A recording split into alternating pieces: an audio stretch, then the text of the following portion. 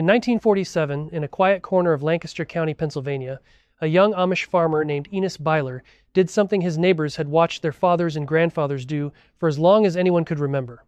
He walked his fields before sunrise, studying the soil between his fingers, smelling it, pressing it against his palm to feel its weight and moisture. And then, using nothing more than what his farm naturally produced, he fed those fields in a way that would yield harvests his grandchildren still talk about today. No bag, no invoice, no trip to the feed store, no chemical company with its hand in his pocket, just the land and the knowledge of how to work with it instead of against it. What you are about to learn in this video is not a gardening trick. It is not a hack. It is a method that Amish communities across Lancaster County, Holmes County in Ohio, and LaGrange County in Indiana have practiced continuously for more than 2 centuries. A method that produces soil so alive, so fertile, so genuinely productive that the fertilizer industry had every financial reason in the world to make sure you never heard about it. And here is the question that is going to stay with you for the next 20 minutes. If this method is free, effective, and proven across generations, why does the average American gardener spend over $300 a year on fertilizer that their grandfather never needed? Hold that question, because the answer is more specific, more documented, and more uncomfortable than most people expect. Let's start with what you can almost smell from here. Picture a Lancaster County farm in early April. The frost is broken. The horses have already turned the first rows. The barn smells of straw and manure that has been composting since November. An older man, maybe 70, maybe older, lifts a handful of that material, dark and crumbling, almost sweet in its earthiness, and he spreads it across the garden with the quiet confidence of a man who has never once doubted what this ground is capable of. That material in his hands is the foundation of everything, and it has not cost him a single dollar. What the Amish figured out, and what their ancestors brought from Switzerland and the Rhine Valley in the early 1700s before perfecting it on American soil, is a complete and self-sustaining fertility cycle. The farm feeds the animals feed the soil feeds the farm. Nothing leaves the loop. Nothing needs to be imported from outside. This is not a philosophy. It is an engineered biological system that runs on what is already there, and it has been producing dependable, mineral-rich harvests in Holmes County, Ohio, where some families have farmed the same land for 6 consecutive generations, without a single bag of synthetic fertilizer ever touching the ground. According to the ethnographic work of John Hostetler, whose research on Amish agricultural communities spans decades, Amish farms in the mid-20th century were already demonstrating soil health outcomes that puzzled land-grant university researchers. Fields that had been continuously cultivated for 100 years without chemical inputs were not depleted. They were improving. The organic matter content was rising. The microbial activity was measurably higher than in neighboring conventional fields. Hostetler documented this not as a curiosity, but as a pattern. The Amish were not lucky. They were systematic. And here is what the industry spent decades hoping you would never figure out. The system they were using did not require anything you cannot produce in your own backyard. The core of the Amish method is what farmers in these communities have always called the manure cycle, though that description barely scratches the surface of what it actually involves. Yes, animal manure is central, but the genius is in how it is handled. In a conventional modern operation, manure is often treated as a waste product, something to manage, something to move away from the animals and dispose of. In Amish practice, documented consistently from Lancaster County to the Amish settlements of northern Indiana, manure is never wasted and never rushed. It is composted with bedding straw, carbon-rich plant residues, and kitchen waste in a controlled pile that heats internally, kills pathogens, and transforms raw biological material into something the soil can immediately use.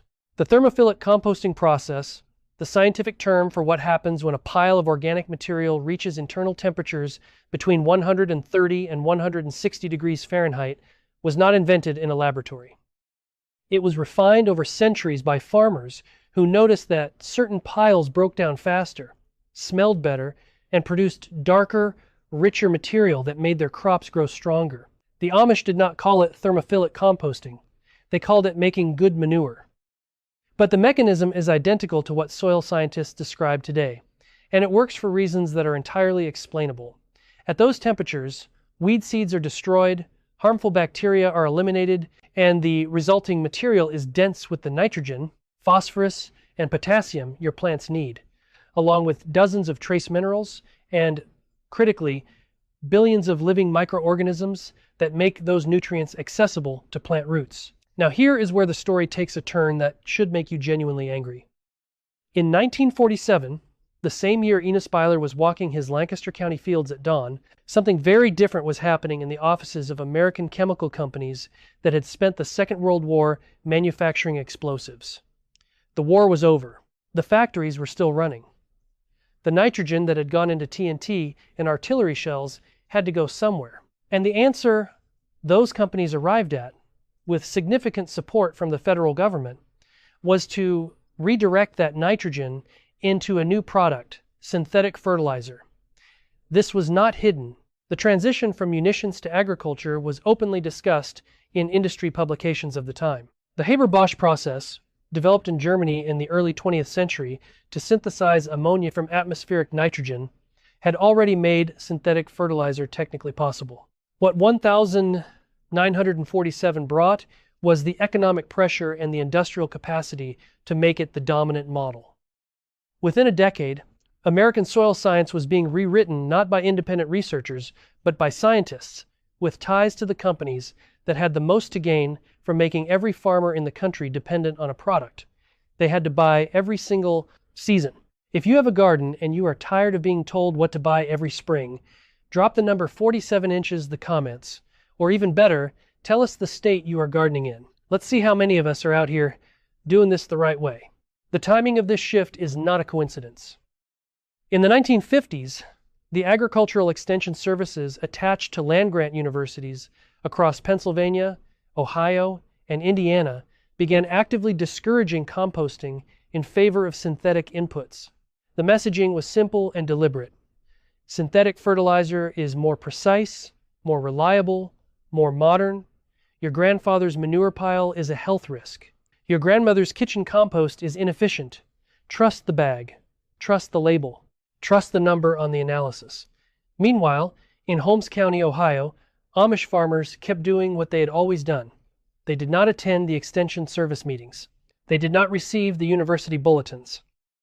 They did not subscribe to Farm Bureau recommendations funded by agrochemical advertising. They kept their manure piles. They kept their compost. They kept their soil alive. And their harvests kept coming. By the time Earl Butz became Secretary of Agriculture under Richard Nixon in 1971, the policy direction of American agriculture had become explicit. Butz's instruction to American farmers was essentially this: get big or get out.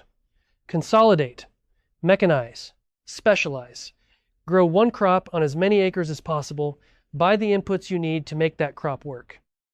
The family farm model, the self-sustaining model, the model that did not require chemical purchases, was officially declared obsolete by the man running the United States Department of Agriculture. In 1974, Butz gave a speech, widely reported at the time, in which he described small diversified farms as economically inefficient. What he did not say, because no one in his position was going to say it, was that a farmer who composts his own fertility and saves his own seed and manages his own soil is also commercially useless to the companies that expected farmers to be customers every year without exception. But the part they really did not want you to know comes next. The science of what synthetic nitrogen actually does to your soil over time is not ambiguous. It has been documented in peer-reviewed literature for decades. When you apply synthetic nitrogen repeatedly, year after year, you feed your plants, but you starve your soil biology. The microorganisms that naturally break down organic matter, make minerals available to roots, and build the physical structure of healthy soil gradually decline. The soil becomes what agronomists call structurally depleted. It grows harder. It holds less water. It becomes more dependent on chemical inputs to produce the same results, which means every year you skip the bag, your yields fall further. And every year you buy the bag, the company selling it earns another season of your dependence.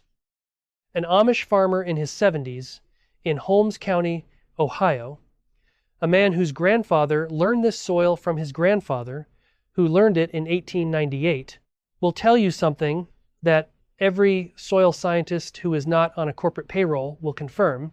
Soil that has been continuously fed with composted organic matter for a century does not need synthetic nitrogen. It produces its own. The microbial communities in living soil, specifically the nitrogen-fixing bacteria that colonize around plant roots and in the organic matter itself, convert atmospheric nitrogen into plant-available forms, continuously and for free.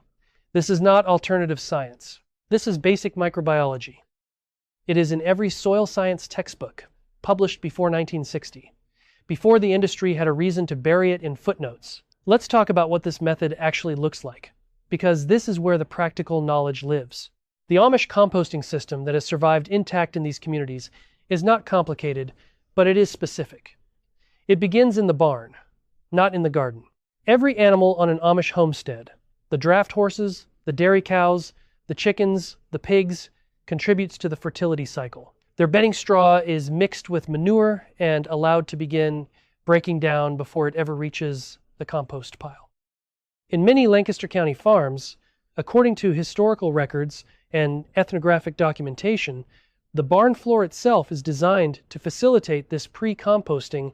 The animal weight and body heat begin the decomposition process before the material is even removed. When it reaches the composting area, usually a series of enclosed or partially covered piles positioned to capture rainwater without being flooded, the material is layered deliberately. Carbon-rich materials, straw, dried leaves, corn stalks alternate with nitrogen-rich materials, fresh manure, green plant material, kitchen scraps. The ratio is not precise to a decimal point. Amish farmers describe it the way you would describe cooking from memory. You learn what it looks like when it is right. The pile heats. It steams on cold mornings. You turn it every few weeks to reintroduce oxygen. By spring, what went in as barn waste has become something almost indistinguishable from the richest forest floor you have ever dug your fingers into. The cost of this process is zero. The labor is the same labor that keeping animals requires regardless. The only thing it demands is the intention to use what you already have. If you haven't subscribed yet, take a moment to do it now. This channel exists for one reason: to bring back the methods the industry buried, the wisdom these Amish communities preserved, and the food independence that most Americans gave up without fully understanding what they were trading away. Every week, there is another piece of that story waiting for you here. Now here is where the historical record gets genuinely uncomfortable for some very powerful people. In the 1980s, as the organic agriculture movement began gaining traction among American consumers, the response from the agrochemical industry was not to compete on merit, it was to lobby. In 1990, the Organic Foods Production Act established a federal framework for organic certification. What sounds like a victory for people who care about soil health was, in practice, a mechanism that created barriers to entry for small producers and gradually introduced a certification bureaucracy that many small farmers, including some Amish communities that were selling at local markets, found difficult to navigate without it affecting their traditional practices. It is worth noting that many Amish farmers are not certified organic, not because their methods are less rigorous than certified organic standards. In many cases they are more rigorous, but because the certification system was designed for a world that communicates, advertises, and competes in ways that Amish communities deliberately do not. The irony is precise. The farmers with the cleanest soil, the longest unbroken record of chemical-free production, the most demonstrably alive land, are largely invisible to the very system that claims to promote what they do. Meanwhile, the American gardener is spending an average of $300 to $400 a year on fertilizer, soil amendments, and plant food, according to garden industry surveys from the last decade. Products with branded names, products in plastic bags with charts and percentages and application schedules, products that often contain the same basic nutrients, nitrogen, phosphorus, potassium, that a properly managed compost pile produces continuously, for free, from what your kitchen and yard already generate. Let's close that loop now. Because we opened this video with a question, if this method is free, effective, and proven across generations, Why does the average American spend hundreds of dollars a year on something their grandfather never needed? The answer is not that the old method stopped working. The Amish farms in Holmes County are proof that it never stopped working. The answer is that the market model of modern agriculture required your grandfather's self-sufficiency to be replaced by your dependency. It required the knowledge of the manure cycle, the compost pile, the living soil, to be made to feel outdated, imprecise, and somehow beneath the modern farmer. It required extension services, government policy, and decades of advertising to convince a generation of gardeners that what came in a bag was superior to what their own land could produce. And here is the most important thing this video can leave you with.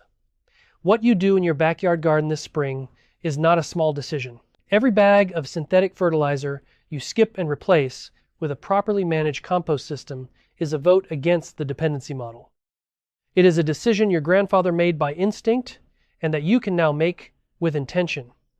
The mechanism is the same. The outcome is the same. The only difference is that now you know why it works and you know who benefited from you not knowing. Donald Craybill, perhaps the most respected scholar of Amish community life in America, has written extensively about how Amish agricultural practices represent a deliberate and informed resistance to dependencies that the broader culture accepted without question. This is not nostalgia. This is not primitivism. This is a community that looked at what industrial agriculture offered and calculated generation after generation, that the cost of that offer was higher than the benefit. And 200 years of documented harvests on the same ground suggest they calculated correctly. Think about your grandfather's garden. What did he put in the soil before he planted? Was it something he bought or something he made? Drop that answer in the comments. Tell us what he grew and what your family lost when the supermarket replaced the root cellar and the feed store replaced the compost pile. That story matters. It belongs to all of us. The soil under your feet right now is not a neutral substrate waiting for you to pour nutrients into it. It is a living system with its own biology, its own chemistry, its own history. The Amish did not discover this. They simply never forgot it.